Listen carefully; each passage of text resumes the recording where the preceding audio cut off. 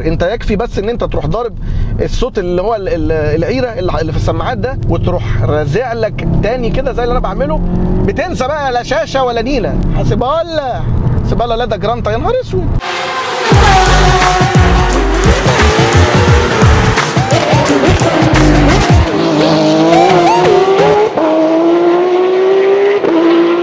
محدش يقدر ينكر ان سكودا تعتبر من اكتر العلامات اللي ليها شعبيه كبيره جدا في السوق المصري، ومن اكتر الاسامي اللي ساعدت في خلق الشعبيه دي هو اسم اوكتافيا.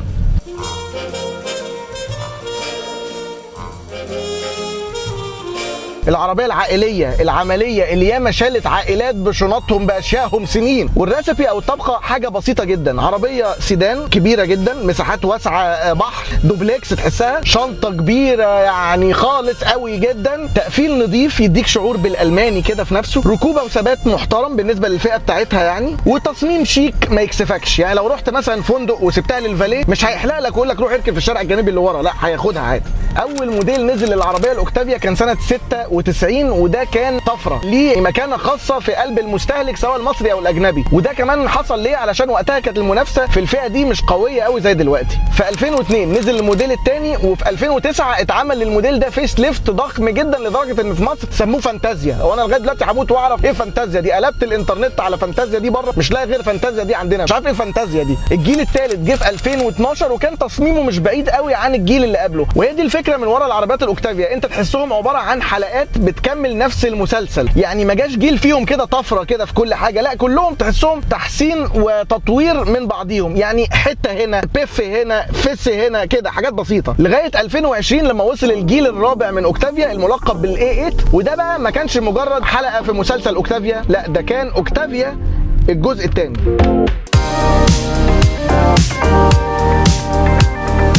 التصميم اتطور جدا جدا بره وجوه، العربيه بقى شكلها احلى بكتير، بقت عربيه تحب تقعد تبص لها وفيها تفاصيل كده جميله، شياكه كده مع سبورتي، وما بقتش عاليه قوي زي السوبر جيت زي العربيات القديمه الاوكتافيا الثانيه، يعني عاليه بس في نفس الوقت مش بتحسهاش مهنشه كده. وكاداء بقت تعتبر من اسرع واحسن العربيات اللي موجوده في الفئه بتاعتها، بقت بتنزل بموتور 1400 سي سي 4 سلندر تربو بيطلع 150 حصان و250 نيوتن متر عزم، ومتوصله بفتيس 8 نقلات اوتوماتيك. فجاه كده الاوكتافيا ما بقتش بس مطلوبه من العائلات ومن الابهات والناس اللي عندها عيله وكده، لا كمان الشباب بقوا حابين الفكره، يعني ابتدوا يحسوا كده الله اوكتافيا طب وليه لا. بس هل سكودا اكتفوا برد الفعل الايجابي قوي على العربيه الاوكتافيا الاي 8 ده؟ لا خالص بقى، ونزلوا نسخه كمان هتنقل اسم سكودا في حته ثانيه خالص. لاول مره بقى في عربيه سكودا ممكن تجيلك في احلامك من كتر ما انت نفسك فيها.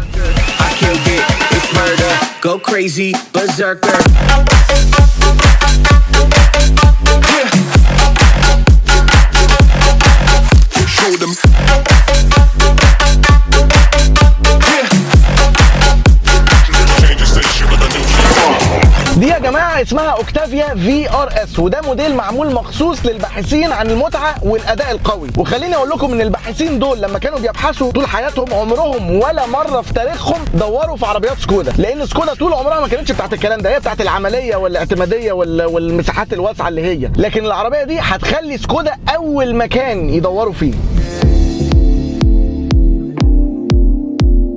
طبعا انا ملاحظ ان في حاله عدم فهم باينه، يعني في وشوش متنحه في قلب الشاشات، فخليني اشرح لكم وافهمكم موضوع في ار اس ده جه ليه، عربيه زي دي معموله ليه اصلا او موجهه لمين او ايه قصتها بالظبط. سكودا اصلا كشركه هي عريقه وقديمه جدا، اتاسست سنه 1895، ده يعني ايام ما كانت الكفته بالمتر قد كده اهو، وانا ما كنتش متخيل ان هم قدام قوي كده يعني الصراحه. لكن طبعا زي شركات كتيره قديمه كان بيواجههم صعوبات كتيره جدا، وابتدت الدنيا تصعب معاهم اصعب واصعب لغايه الثمانينات لما وصلوا لمرحله ان هم ما بقوش قادرين يكملوا لوحدهم، فاضطرت الشركه انها تتعرض للبيع. وفي شركات كتيره جدا كبيره واسامي ضخمه يعني كانت مهتمه قوي ان هي تخطف علامه سكودا دي، مرسيدس وبي ام دبليو وجنرال موتورز وفورد وفولفو كل دول كانوا عايزين، لكن دخل في وسطهم بقى الصانع العملاق الالماني الشهير فولكس فاجن، هو اللي عرف ينتج علامه سكودا منهم واداهم كتف يمين وكتف شمال ودخل خلص هو الديل. لما فولكس فاجن قفلوا الديل ده الكلام ده كان سنه 1990، وكان هدفهم ان هم عايزين يرجعوا علامه سكودا للمنافسه مره ثانيه، وكان اولوياتهم طبعا الاساسيه تحسين الاعتماديه وتحسين الفاليو فور ماني، يعني القيمه مقابل سعر. لكن اداء بقى وسرعه ونجري وناخد غرز وعفشه رياضيه وصوت بيبقبق والكلام ده، دي كانت اخر حاجه سكودا بيفكروا فيها وفولكس فاجن بيفكروا فيها وقتها، اللي هو يعني قعدوا مع بعض في قعده اقول لك لا بقول لكم ايه، مش عايزين هيافه وهبل، ده في ناس عطلانه على الدائري فجري ايه وزفت ايه. فضلوا من 1990 مركزين في الموضوع ده لغايه ما ابتدوا يطوروا البراند فعلا، وابتدت عربياته تشتغل وتبقى يعني كويسه وما فيهاش مشاكل وكل ده، لغايه ما بعد كده ابتدوا يحسوا ان محبين السرعه والاداء التافهين اللي زي حالاتنا ليهم حق عليهم برضو، يعني ما ينفعش يطنشوهم ويهمشوهم قوي كده. ففي 2001 ظهرت اول عربيه سكودا عليها بادج في ار اس، وكانت اوكتافيا برضو. فاللي انا عايز اقوله ان الاوكتافيا الفي ار اس دي ده مش اول موديل ينزل، هو ممكن اول موديل ينزل عندنا في السوق المصري، لكن من 2001 كل جنريشنز الاوكتافيا الاربع اجيال كان في منهم نسخه في ار اس. وببساطه شديده الفي ار اس هي نسخه اكثر عمليه واكثر مساحه واكثر يعني كده من العربيه الشهيره المكيره النميره فولكس فاجن جولف جي تي اي، اللي هي اصلا ما بتنزلش عندنا في السوق المصري. لكن دلوقتي الاوكتافيا الفي ار اس بتنزل رسمي، موجوده حاليا بالاسواق. الفكره ان الاوكتافيا العاديه بتتقدم عندنا في السوق المصري بسعر بيبدا من 415,000 جنيه، والاوكتافيا الفي ار اس سعرها 660,000 جنيه، ففي فرق عربيه صغيره، في فرق كبير. فالموضوع ده خصيصا هو اللي هيخلينا نتكلم النهارده عن العربيه دي. هنتكلم عن هل العربيه دي تستاهل فلوسها ولا لا، فرق الفلوس ده رايح فين، ليه اصلا هي اغلى من الاوكتافيا العاديه، طب هي مستاهله فرق الفلوس ده ولا لا، مين بينافسها، كل دي حاجات موجوده على المنيو معانا النهارده.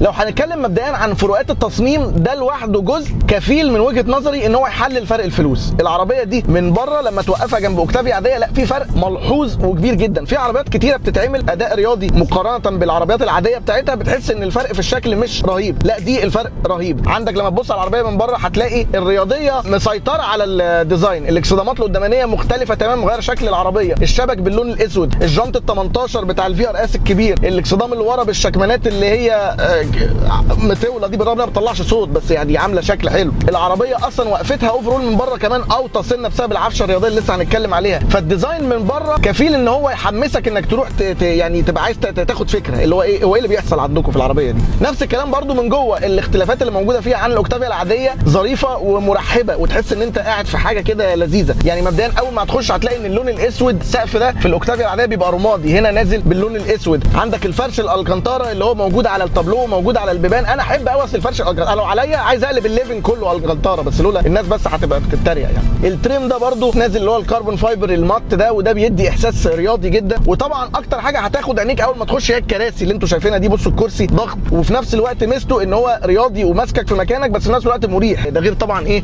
بادجات الاحداث بتاعت الفي ار اس اللي انا بحبها قوي. من الحاجات برده اللي هتديك احساس لطيف وانت قاعد جوه الفي ار اس هو العداد الديجيتال، موجود برده في الاوكتافيات الفئه العاليه، لكن في هنا جرافيكس معينه معموله للفي ار اس بس، اللي هو الار بي ام اللي بالعرض ده اللي هو بتلاقيه في اللامبورجيني الاوروس والحاجات اللي هي الحلوه دي، ده مش موجود في الاوكتافيا العاديه. فده بيديك احساس برده بالرياضيه، غير طبعا الدرايفنج مودز كمان تختار ما بينها. وهي الاوكتافيا الفي ار اس من العربيات اللي يعني اغلب الاوبشنز اللي انت محتاجها موجوده فيها، فاحنا مش هنقعد نرص الاوبشنز زي كل مره، الموضوع مش مستاهل. فالفروقات اللي بتتشاف بالعين لوحدها كافيه ان انت تحس انك دافع الفلوس في حاجه مختلفه. في فروقات بقى تانية ما بتتحسش بالعين، الفروقات دي بتتحس بالمقعده اللي هي بالمؤخره، يعني تبقى انت قاعد كده في المؤخره بتحسها، فروقات بتحسها بالمؤخره وانت قاعد كده. دي الحاجات بقى اللي فعلا بتحلل فرق الفلوس.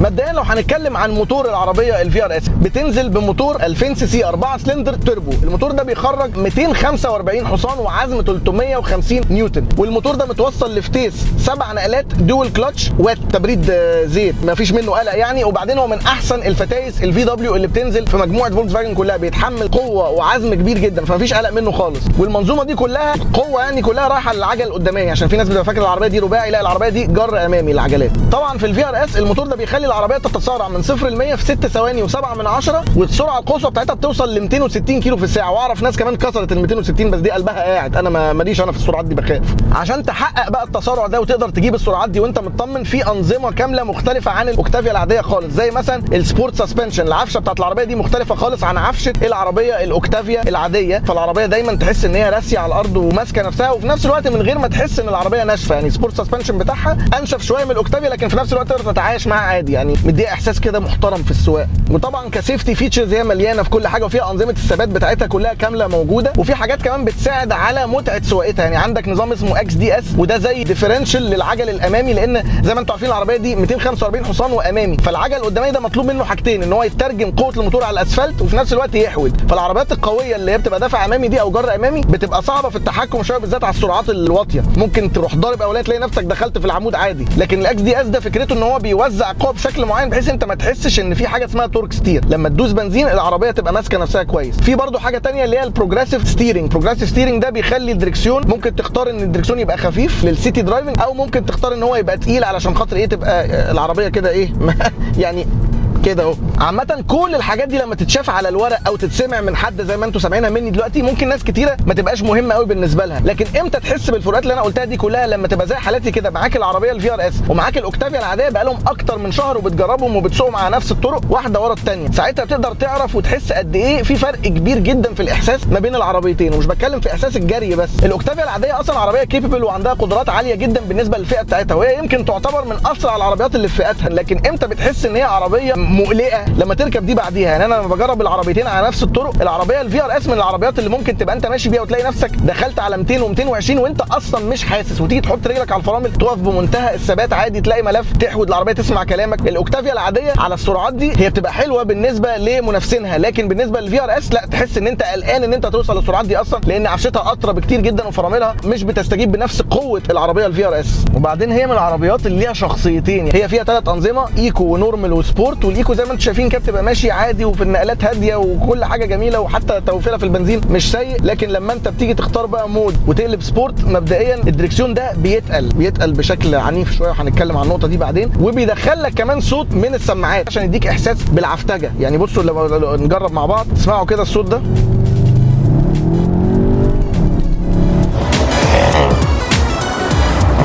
وفي الملفات زي ما انتم شايفين كمان العربيه بتحس ان هي بتقول لك خش عادي ما تقلقش، انت اللي خايف مش انا. ممتعه ممتعه بنت اللذينه، ممتعه وعندها قدرات غير عاديه. تحفه تحفه تحفه تحفه، عربيه تحفه. انا مش مصدق ان سكودا بتعمل الحاجات دي الصراحه.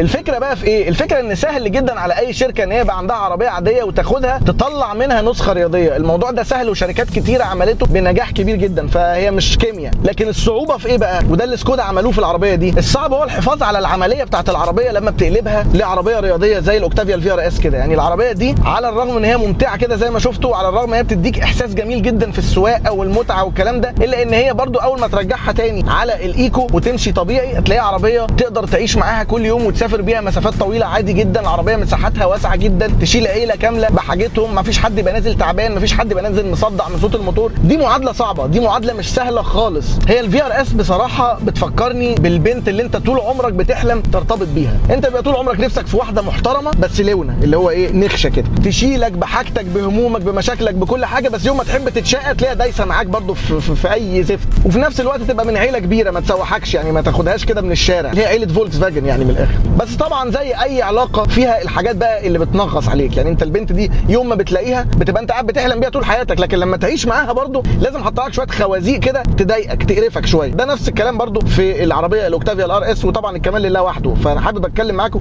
عن المنغصات بتاعت استخدام الار اس.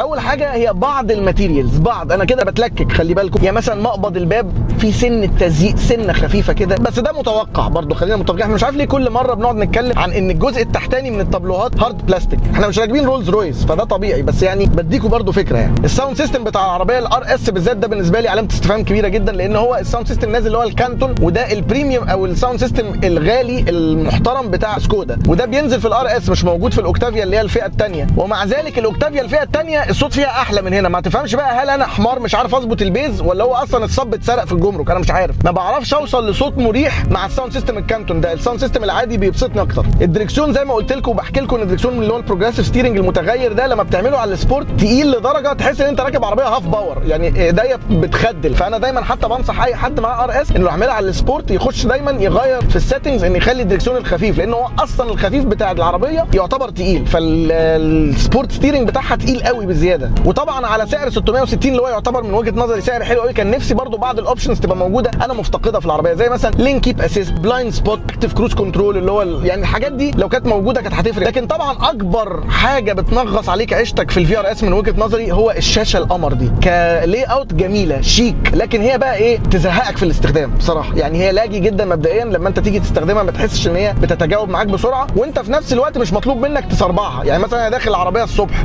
في الحر، شغلت العربيه عايز اشغل التكييف، انت بتشغله من جوه الشاشه، لو طلبت من الشاشه انك تشغل تكييف على طول لا تتخض، ممكن تلاقيها فجاه تنحت كده وعملت ريستارت واشتغلت تاني. فلم تديها كده 3 دقائق مع نفسها، لا مش 3 دقائق، يعني دقيقه كده تركز وتجمع كده، اللي هو ايه، تديها قفه كده صح معايا. وبعدين الاستخدامات نفسها غلسه، يعني الشورت كاتس اللي بره، مثلا الشورت كات بتاع زرار المود لما بدوس عليه عايزه بقى يقلب لي ما بين المودز، لا لازم يخش على المنيو بتاعت المودز وبعد كده تختار بقى انت عايز ايكو ولا نورمال ولا سبورت من على التاتش سكرين، وده بيخليك متلهوج. ودي سهله، التكييف بقى هو اللي اصعب. التكييف نفسه برده عشان تطفيه او تشغله لازم من جوه الشاشه. فيعني استخدام الشاشه اوفرول بالنسبه لي في القرن ال21 و2021 اللي احنا عايشين فيها دي، لا مش مبسوط منه انا قوي. بس الصراحه دي ضريبه بسيطه جدا، لان رصيد العربيه عندك في قلبك اكبر بكتير. انت يكفي بس ان انت تروح ضارب الصوت العيره اللي في السماعات ده وتروح رازع لك تاني كده زي اللي انا بعمله، بتنسى بقى لا شاشه ولا نيله.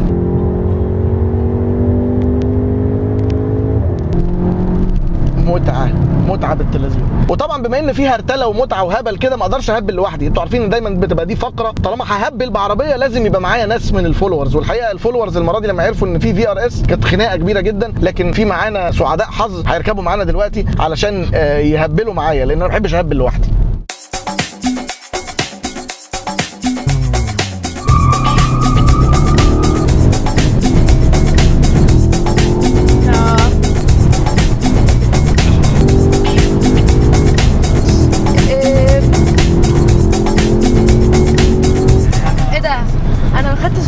والله العظيم ما شاء الله العربيه بتاعتي الدنيا زحمه دلوقتي يا جماعه. عايزين على فكره الدنيا واقفه قدام، انا بس قلت ابلغك.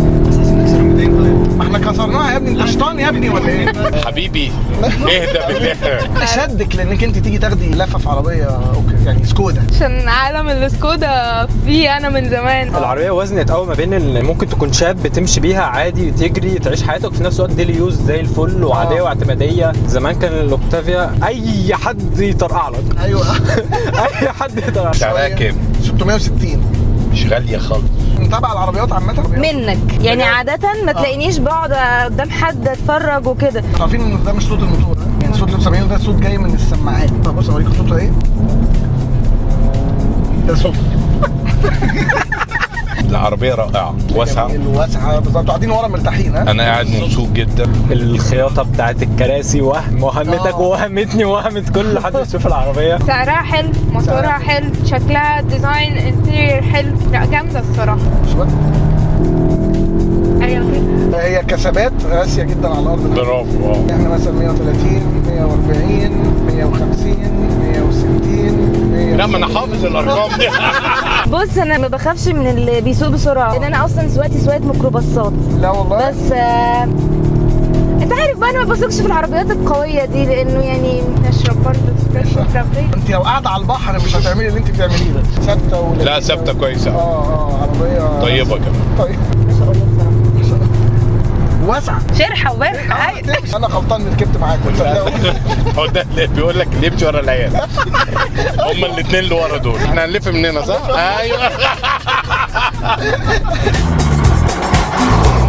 طبعا انتوا عارفين برضو ان انا دايما لما معايا عربيه مميزه وبتجري وفيها شويه هبل وكده بحب دايما معايا ضيف. الضيف اللي معايا المره دي هو ضيف ليه قصه عالميه معايا، يعني يمكن انا كمان متحمس قوي اشوفه، لان انا اول مره اشوفه على الحقيقه. انا قعدت اتابعه في رمضان طول شهر رمضان، لكن ما شفتوش غير في التلفزيون بس. وهو طالع من عيله فنيه واضح، يعني العيله دي غالبا كل ما بيطلع منها فرد بيطلع فنان ومتميز ومتفرد. وهو من وجهه نظري هيبقى ممثل عالمي، لان هو عمل ادوار تتعدى على الصوابع، لكن هو علم جامد. والقصه اللي بيني وبينه قصه عالميه، بس هحكيها لكم لما يجي. فانا متحمس له جدا، يعني بحبه من قبل ما اشوفه. حسن مالك يا جماعه جاي بالاجراءات الاحترازيه. لازم طبعا. الله عليك. شفت ده ايه الجيل الواعي اللي انا داخل عليه ده؟ بتخرج بيها على طول؟ ده احلى حاجه، ده احلى من الكمام. لا ما انا لسه شاري واحده. جبتها بكام؟ جبتها 100 جنيه. انا جايبها ب 150. هتضحك عليا. حسن مالك يا اخوانا. خد ركب المايك في البلوزه.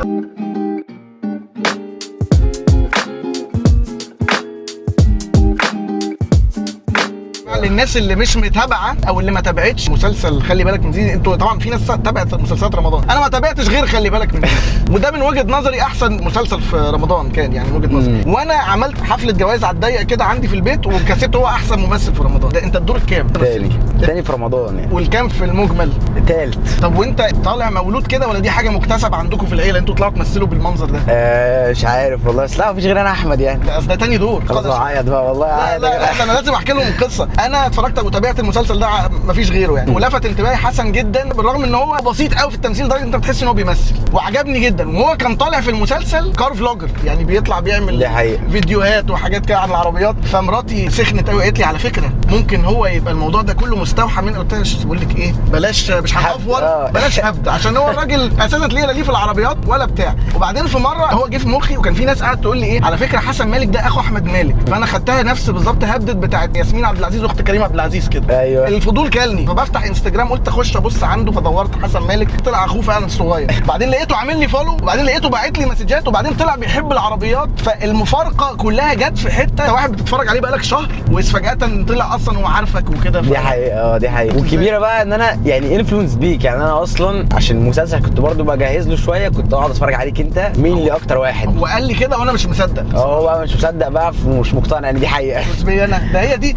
السقطه الوحيده اللي انت عملتها في تمثيلك ان انت خدتني انا كريفرنس. انت بتحب العربيات بعد كل ده؟ يعني انا بحب عربياتي دي عشقي. الحب ده جالك ازاي ولا منين؟ انا كنت دايما طول حياتي بالنسبه لي العربيه دي دواسه وبنزين. اللي انا بقوله ده دواسه وفرامل. دواسه وفرامل فرامل وبنزين ايا كان اللي هي يعني عربيه مش محتاجه توصلني مشاويري وخلاص. ماشي. بس انا في حياتي انا بحب العربيات جدا عشان بحتاجها يعني. بالذات كمان وظيفه الممثل دي هتحتاج فرق كتير. انت عارف انا لو كنت كلمتك او اتعرفت عليك اخر السنه دي والله ما كنت هتيجي الفلوج ده. احنا لحقناه يا جماعه قبل ما يبقى نجم صف لا يا عم والله ابدا. الواد ده هيروح في حته مش بعد كده يشوفني يقول لا والله العظيم ابدا. مش انت اللي صورت معاك فيديو في العربيه السكودا والله العظيم ده لسه راكب معايا البورش دلوقتي. ايوه المفارقه اللذيذه يا جماعه كمان ان حسن اساسا نفسه في عربيه اوكتافيا بس عايز يجيب الاوكتافيا العاديه. ايه اللي شدك في الاوكتافيا عامه؟ البرفورمنس. انا بقى بص على البرفورمنس جدا في نفس الوقت عشان ارضي العيله لازم يكون الريس بتاعها حلو. طب انت ركبت عربيات سريعه قبل كده عامه ولا؟ عمري في حياتي يا راجل. لا دي الار اس بقى الفرق بينها وبين الاوكتافيا العاديه زي ما انت شايف بقى ايه الكانتارا مش عارف ايه ده كراسي. بس هي بقى البرفورمانس بتاعها لذيذ قوي بس احنا على طريق واسع فانت ممكن ما تحسش بس يعني ايه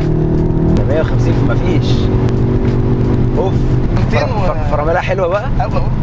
يا لهوي اوف لذيذه قوي. اوف ما شاء الله. لازم اطلعك لونش كنترول. تسمع اللونش كنترول ده؟ انا نفسي اسمع اي حاجه. اللونش كنترول بتاعها لذيذ قوي برضه. ده فيها لونش كنترول؟ عارف ايه الموضوع ده؟ انا عارف بس ما اعرفش ان هو في الاوكتافيا. بص بقى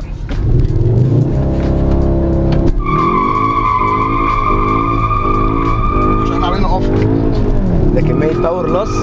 اوف يا لهوي ده ريحه كاوتش. ايوه يا لهوي. لا لا بس هي عربيه ممتعه وميزتها ان هي براكتيكال. يعني ايه بالنسبه لي احلى من الكوبرا عشان الريلايبل اكتر. هي والكوبرا الاثنين ريلايبل بس الفرق ان الكوبرا مش فاميلي قوي. انا مش عايز اخلص ما ترجعش مصر برضه. انت سويق برضه يا بالبركه.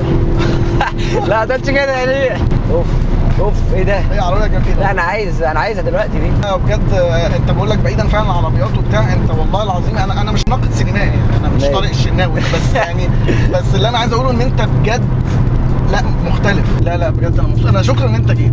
لا والله العظيم انا لازم والله لازم باشا. دي مش الخروجه. لا دي مش خروجه خالص. انا هروح اذاكر. انا خلاص انا يوم الجمعه الجاي اصلا تلاقيني بايت عندك. انت خلاص اخر حاجه الجمعه الجايه؟ اخر حاجه اخر امتحان عندي يوم الجمعه. انت قلت لي انت جامعه ايه؟ انا مش في جامعه لسه. يعني ايه انت مش في جامعه؟ سينيور. ايه يعني انت اخر جريد في واخد بالك؟ عارف ان انا في سنك كنت اتفه منك بكتير قوي. شكرا والله. انا في سنك كنت اتفه بكتير قوي من اللي انت عامله ده. ما شاء الله والله العظيم. انت حزنتني يا. لا والله ليه كده بس اكيد. اللي انا وصلت. انا بقى نفسي ابقى برضه زيك كده في لا انت ماشي صح مالكش دعوه بيا. كويس. لا والله ليه بس كده.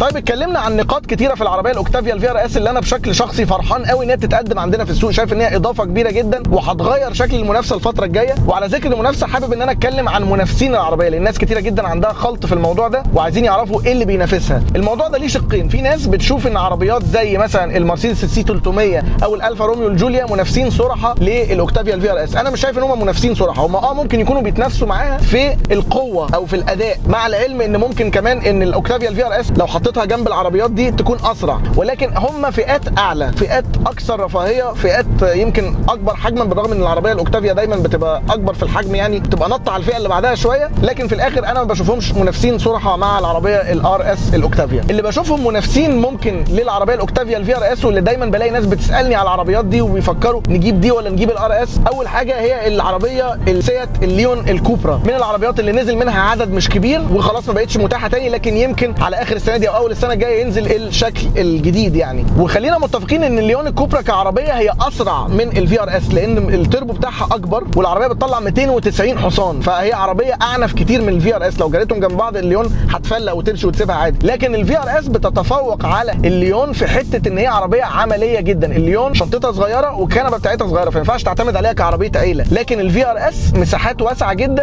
وفيها ميزه كمان على الرغم ان هي ابطا من الكوبرا الا ان هي اسهل في السواقه. الكوبرا عربيه قويه جدا على عربيه جر امامي، فلما بتيجي تجري بيها بتهفلط هفلطه خطيره، دي بتمسك نفسها شويه ودي حاجه ظريفه. فهي اوفرول باكج العربيه الاوكتافيا الفي ار اس تتفوق سنه على الليون في الحته دي، الا بقى لو انت عايز اداء بس ساعتها الليون هتبقى احسن. من العربيات الثانيه برضو اللي الناس دايما بتسالني عليها وهي بتتباع تحت نفس الشركه وتحت نفس سقف الشوروم هي السكودا السوبرب السبورت لاين. الاختلافات ان السوبرب السبورت لاين هو نفس موتور الكوبرا برضو، بتطلع 280 او 290 حصان وبتنزل بدافع رباعي، والعربيه طبعا اوسع واكبر بكتير. بس انا برضو بفضل الاوكتافيا الار اس ليه؟ لان تصميمها اجدد. العربيه السوبرب برضو عربيه قديمه شويه في التصميم سواء من بره او من جوه، لكن الاوكتافيا الفي ار اس لا، التصميم حديث شبابي جميل، وستيل لسه فيها برضو مساحات واسعه كافيه. انت ممكن ما تبقاش محتاج المساحه الكبيره قوي بتاعت السوبرب دي، فبشوف كباكج العربيه الفي ار اس افضل. عشان كمان لو فكرنا في فرق السعر السوبرب اغلى شويه حلوين من العربيه الاوكتافيا الفي ار اس. واخيرا طبعا لو برضو في عربيه ممكن نتكلم عليها هي الجولييتا الفيلوتشي، العربيه الالفا روميو الجولييتا الفيلوتشي. مشكله الفيلوتشي غير ان هي طبعا عربيه جميله جدا وديزاين فظيع، العربيه قديمه قوي قوي قوي وبرضو عمليه قليله جدا، العربيه كنبه صغيره قوي، شنطه صغيره قوي. فالاوكتافيا الفي ار اس هي الوحيده في كل المنافسين دول اللي عامله معادله جميله جدا ما بين متعه القياده وما بين الدي تو دي او الاستخدام اليومي. عربيه فعلا صعب ان انت ما تفكرش فيها لو عايز حاجه فيها كل حاجه للاستخدام بتاعك طول اليوم.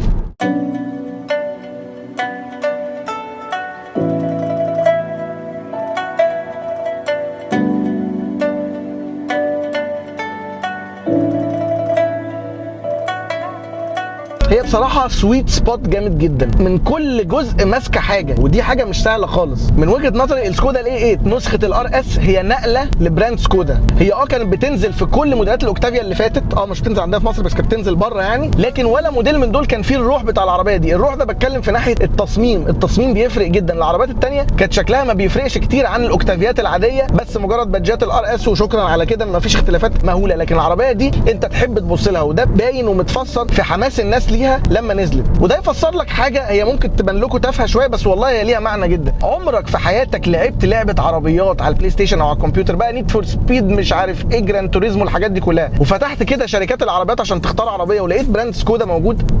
ولا لعبه في تاريخ اللعب نزلوا عندهم براند سكودا تختار منه عربيه تلعب بيها، عمرها ما حصلت. لكن الجيل ده من الاوكتافيا الار اس انا شايف ان هو يستحق انه يكون بعد كده موجود في لعب العربيات والسباقات والحاجات دي، لان هي فعلا فيها كل العوامل اللي انت محتاج تلاقيها في عربيه ممكن تنزل وتبقى الناس متحمسه وعايزه تلعب بيها في لعبه يعني. فدي نقطه انا شايف ان هي هتخلي سكودا تتنقل بعد كده نقله، يعني مش بتكلم انها تتنقل، هي تبقى موجوده في لعب العربيات يعني، بس العربيه دي فيها حاجه ما كانتش موجوده في عربيات سكودا قبل كده، وهي الديزايرابيلتي، او اللي هو تحس ان انت نفسك فيها يعني. هي بصراحه من احسن العربيات اللي ممكن تفكر تجيبها ايا كان سنك. يعني انت لو شاب متحمس وغوغائي وغاوي جري وحاجات كده هيبقى نفسك في العربيه دي جدا وهتنبسط بيها جدا. بس الاهم من الشاب الغوغائي بقى، لو انت راجل فاتك قطر المتعه وما لحقتش تنبسط في شبابك، العربيه دي هايله. لو انت عايز تعوض اللي فاتك والمسؤوليات اللي طيرت منك كل حاجه لازم تجيب العربيه دي. وبعدين ما حدش عارف يكلمك اساسا، يعني ما حدش عارف يقول لك حاجه. انت يوم ما هتجيبها ما حدش هيجي يقول لك ايه الهبل اللي انت عملته ده، دي عربيه هتقول لهم ايه جايب اوكتافيا، ما حدش ليه دعوه، عربيه عمليه عائليه اوكتافيا، ما حدش ليه عندي حاجه. وفي نفس الوقت يوم ما تنزل مراتك وعيالك انت والعربيه دي هيبقى في بينكم كيمياء جميله جدا، هتستمتعوا مع بعض لوحدكم خالص بدون ما تكون انت جاي على نفسك او جاي على عيلتك في حاجه. المساحات موجوده،